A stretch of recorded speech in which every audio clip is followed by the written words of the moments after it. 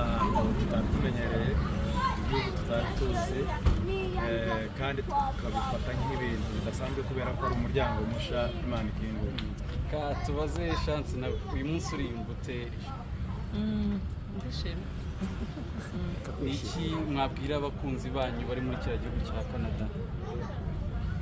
Turasaba ngo tuzabane mu bitaramo dufite hariya, batwitabire, tuje dufite ibintu byinshi tubazaniye, rero tuzifuza cyane, tuzishimira kubona turi rero turabatumiye mwese mu bitaramo dufite hariya, tuzishimira kubana namwe. Bitega iki muvuye mu Rwanda mukuye i Kigali mujyayeyo, mubitegewe iki?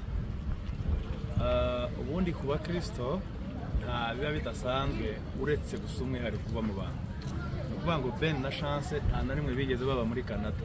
Ni ukuvuga ngo bitege Ben na Chance hamwe n'umwuka w'Imana barimo uzakonekita n'uwabo, tugafatanya twese hamwe kuzamura icyubahiro cy'Imana. Abantu benshi bajya batekereza ngo ntimuzagaruka, kuri mwe mumeze muti? Nabisubiza. Tuzagaruka. Okay. Zagaruka cyane ahubwo babona kugira ngo turababayemo nuko nyine twumvaga nyine ibyo dusize reka nta muntu ufite abana bishimana. Reka nta muntu nabwira abantu ahantu. Nitwa Ruhanga Duse, sengera mu itorero rya Foursquare Gospel Church Kimironko. Murakoze, nanjye nitwa Jeanne, nanjye sengera Foursquare. Twahera kuri mama, uriyumva ute kuri uyu munsi wa guherekeza Ben na Chance?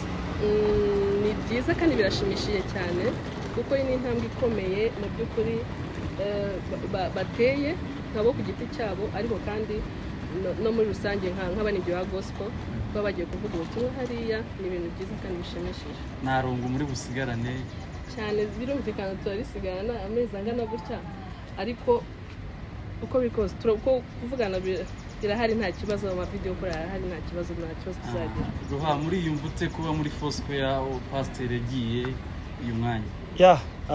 Ku giti cyanje ndetse n'itorero ryose turishimye kubera ko ni umupasiteri mu itorero, kandi ijambo ry'Imana riratubwira ngo mugende mu mahanga muvuge ubutumwa. Ujye mutekereza ko azaherayo atazagaruka? Ibyo guhera no kugaruka nibo babizi, ariko icyo tuzi cyane twebwe yatubwiye nuko azagaruka, dore ko asize n'umuryango hano n'umurimo n'itorero byose. Ibyo ni ibintu bitatuma akomeza kubiriya. Twizere ko azagaruka. Azagaruka.